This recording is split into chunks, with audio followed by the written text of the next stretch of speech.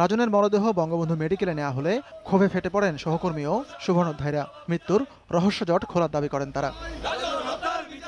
এই ঘটনায় এখন পর্যন্ত কেন রাজনের স্ত্রীকে জিজ্ঞাসাবাদ করা হচ্ছে না তা নিয়েও প্রশ্ন তোলেন অনেকে। আমরা সঠিক তদন্ত চাই, অপরাধী ধরা পড়ুক এবং অবিলম্বে তাকে গ্রেপ্তার চাই। এটা নিশ্চিত করা হোক যেন তারা এই মামলার ব্যাপারে কোনো রকম নেগেটিভ ইন্টারফারেন্স করতে না পারে। বিচারের দাবিতে মঙ্গলবার মানববন্ধনের কর্মসূচি ঘোষণা করেন চিকিৎসকরা। বঙ্গবন্ধু মেডিকেলে লাশ নিয়ে আসার আগে সোমবার সকালে সোহরাওয়ার্দী হাসপাতালে হয় ময়নাতদন্ত। 1 থেকে 1.5 মাস সময় লাগবে এই জন্য যে কেমিক্যাল অ্যানালাইসিস রিপোর্ট এবং হিস্টোপ্যাথোলজি রিপোর্ট আসার পর তারপর আমরা চূড়ান্ত মতামত মৃত্যুর কারণ সম্বন্ধে দেব। ইন্দিরা রোডের এই বাসায় ভাড়া ছিলেন চিকিৎসক দম্পতি রাজন ও কৃষ্ণা। নিয়মিত ভাড়া পরিশোধ করলেও মাঝে মাঝে থাকতেন এই বাসাতে। 16টি সিসিটিভি ক্যামেরায় পরিবেষ্টিত এই বাসাতেই মারা যান রাজন।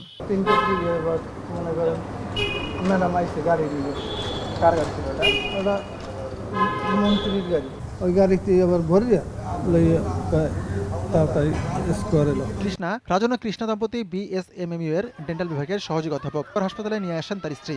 হাসপাতালে আনার পরপরই চিকিৎসক তাকে মৃত ঘোষণা করেন। রাজনের পরিবারের দাবি তিনি হত্যাকাণ্ডের শিকার।